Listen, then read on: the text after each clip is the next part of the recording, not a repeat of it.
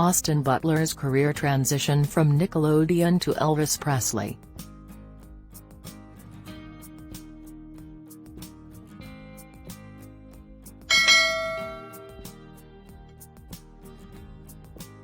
Austin Butler's high-profile breakthrough as Elvis Presley in Baz Luhrmann's eagerly anticipated biopic of the King of Rock and Roll, Elvis, began with a 12-minute standing ovation at the Cannes Film Festival at the end of May. It appeared that the King had returned to the palace. Luhrmann's risk-taking manner has been praised, as has Butler's immersion into the part of one of the most iconic and distinctive personalities to ever hold a microphone. Playing one of the most charismatic and important performers of the 20th century necessitates a considerable bit of charisma and devotion. Priscilla Presley, Elvis' wife, praises his effort as excellent. Butler isn't a household name, but he's also not an overnight success. Butler has been a fixture of family programming on Nickelodeon, the Disney Channel, and ABC Family/Freeform for 2 decades, and has recently made a mark in the indie film industry. Although Elvis may be the first time many people hear Butler's name, here's a look at his journey from toddler to leading man.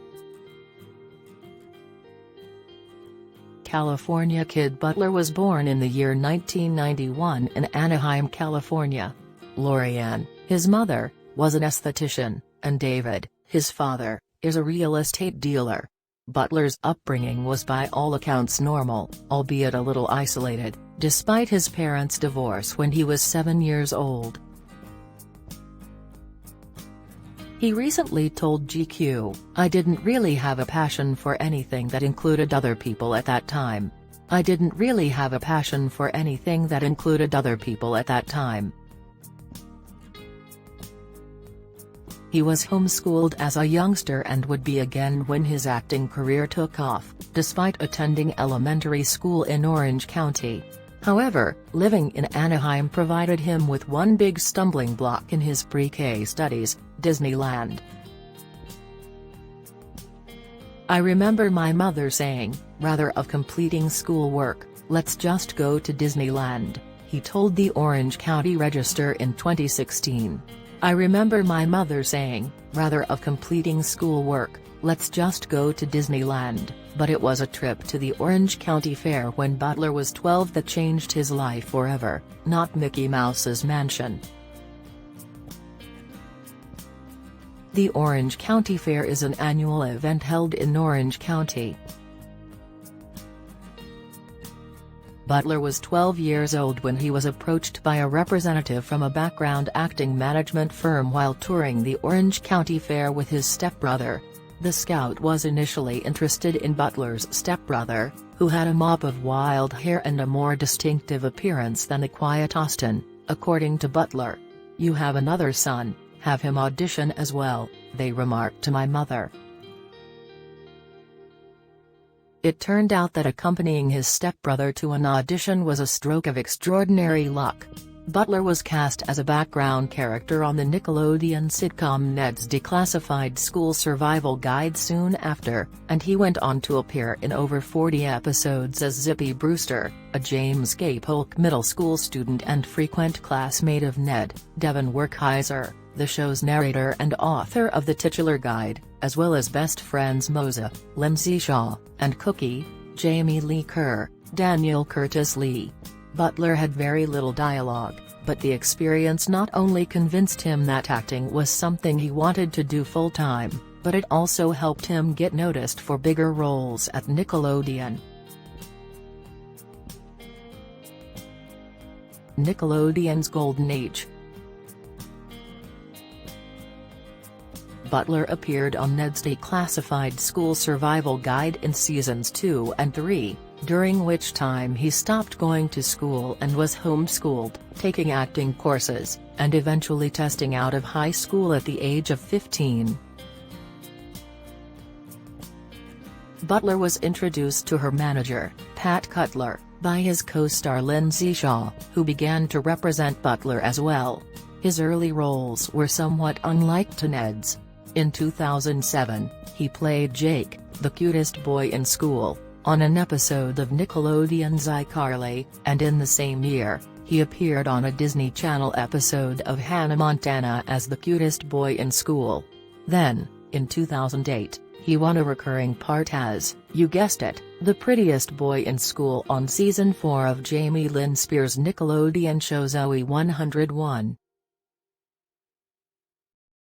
Butler sharpened his objectives and pined for more serious work after sensing a trap in playing all these heartthrob roles. I wanted to do a part like What's Eating Gilbert Grape? Or The Basketball Diaries, he told GQ years later. I wanted to do a part like What's Eating Gilbert Grape? Or The Basketball Diaries. Aliens and rockets. Butler may have been done with those types of jobs, but he wasn't finished with them. In 2009, he landed his first feature film role in Aliens in the Attic, a sci-fi family adventure from 20th Century Fox. The film stars Carter Jenkins and Ashley Tisdale as a teenage brother and sister who discover that their Michigan vacation home has been infested by miniature ETs with the ability to influence the minds of grown-ups. Butler co-stars as the siblings' meathead cousin who is dragged into rescuing the planet, and while he pulls off some solid physical comedy, the picture isn't a great showcase for anybody involved. Butler would play yet another dim-witted cousin that same year in the short-lived ABC Family, now Freeform, sitcom Ruby and the Rockets. Starring former Spy Kid Alexa Vega as Ruby and 1970s heartthrob David Cassidy as her estranged husband rock star dad, the show attempted to be a whole bunch of things at once, a father-daughter reconciliation story, a found family comedy, as Ruby meets the cousins she never knew she had, including some out-of-place humor involving Butler as her horn dog cousin, and a behind-the-music parody playing off Cassidy's real-life pop star history. Ultimately, though, the show fell back on the type of dopey humor that wouldn't have been out of place in the juvenile Nick shows Butler had just graduated from. Teenage Traveler.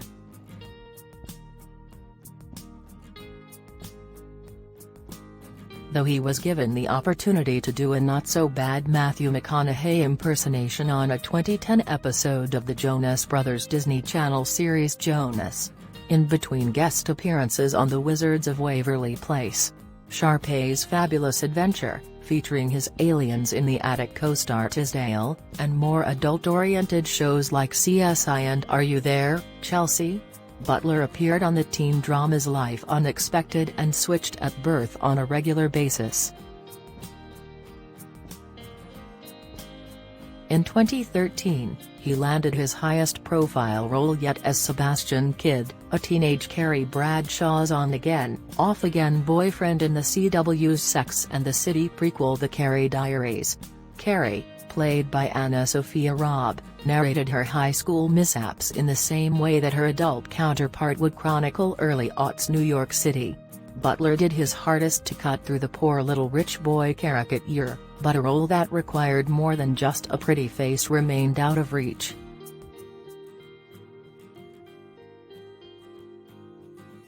Broadway and movie theaters.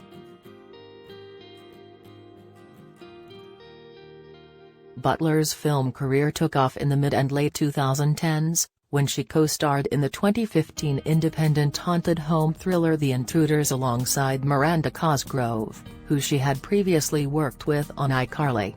During this time, he also starred in Jim Jarmusch's 2019 zombie parody The Dead Don't Die and Kevin Smith's flop Yoga Hosers, both of which garnered mixed reviews. Butler has the distinction of being killed by zombies and then beheaded by Adam Driver as a preventative precaution in Jarmusch's, better-received, film. He is introduced walking slow-mo through a door to the enticing strains of the former Terence Trent D'Arby in Yoga Hosers, when he is burdened with a comically bad Canadian accent. Neither role would be life-changing, but a Denzel Washington-led Eugene O'Neill Broadway revival? That's another story altogether. Butler was cast in The Iceman Cometh, O'Neill's epic 1946 play about drunks and desperation, directed by George C. Wolfe and starring Washington, David Morse, Tammy Blanchard, and a slew of other stage and screen stalwarts, in 2018. Butler revealed in a May 2022 interview with GQ that his strategy for not being frightened by Washington was to outwork him, memorizing the entire script, always coming up to rehearsal before him, and so on. Washington eventually took note and guided Butler throughout the production.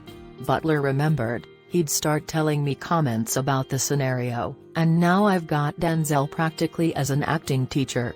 The play was not well received overall, but Butler caught the eye of theatrical reviewer Hilton A.L.S., who praised him for an outstanding performance in a mediocre show in The New Yorker. Once Upon a Time in Hollywood. Butler was requested to submit an audition tape to Quentin Tarantino for his future picture while performing in The Iceman Cometh in New York. Butler delighted at the chance to work with one of his heroes, having had a printed copy of the Pulp Fiction screenplay since he was 12 and would recite it to his mother while she drove. Tarantino asked Butler to conduct a live audition soon after he sent in his self-tape, so Butler flew to Los Angeles on his day off, spent the day workshopping with the famed filmmaker, and returned to New York with the job in hand within 24 hours. The film was Once Upon a Time in Hollywood, a tribute to Los Angeles in the late 1960s and an alternate history akin to Inglourious Basterds that looked into the murder of Sharon Tate by the Manson family. Butler plays Charles Tex Watson, a follower of Charles Manson who is convicted of the murders of Tate and her house guests, as well as the killings of Leno and Rosemary LaBianca the next day. In Tarantino's picture, Watson and his associates make an accidental stop at Tate's, Margot Robbie, next-door neighbor Rick Dalton's, Leonardo DiCaprio, home, where Dalton and his former stuntman/driver Cliff Booth confront them, Brad Pitt. Butler told Variety on the red carpet that the monstrous character of the part was softened by the dream come true of working with DiCaprio, Pitt, and Tarantino, when asked how he coped with playing such a dark figure. The Road to Kingship? Butler was named as the winner of the title role in Baz Luhrmann's biography of Elvis Presley on July 15, 2019. His hair was already dyed jet black and swept up with grease in that on-camera interview at the red carpet premiere of Once Upon a Time in Hollywood, 2 weeks after the announcement, and his voice had taken on an Elvis-like tenor, although at times he also sounded a bit like Brad Pitt.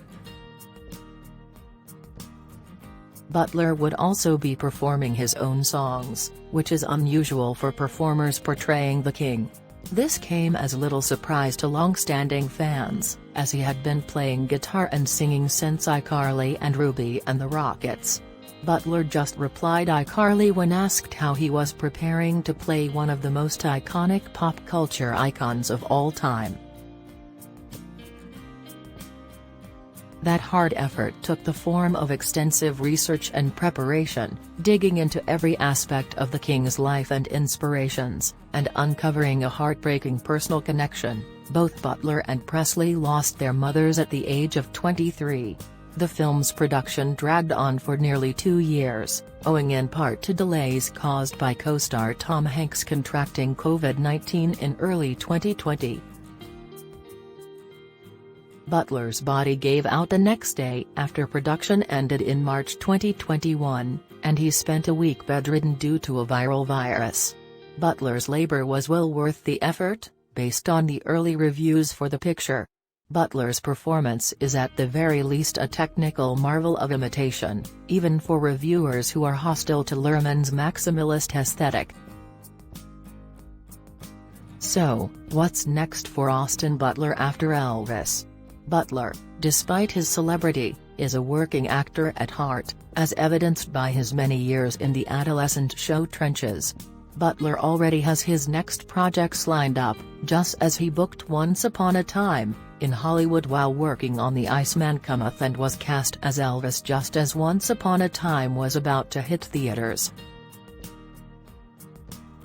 Butler will appear in the Apple TV Plus series Masters of the Air later in 2022, which is the next fact-based World War II drama from Butler's Elvis co-star Tom Hanks and Steven Spielberg's Amblin Entertainment. The series depicts the valiant efforts of the U.S. 8th Air Force Division, fighting the war in Europe from above, and concludes an unofficial trilogy of Hanks-Spielberg World War II chronicles that began with 2001's Band of Brothers and continued with 2010's The Pacific.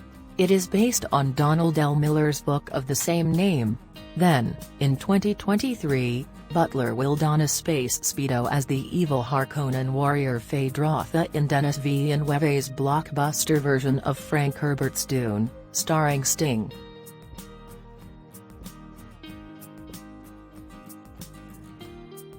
Thanks for watching. Subscribe for more updates.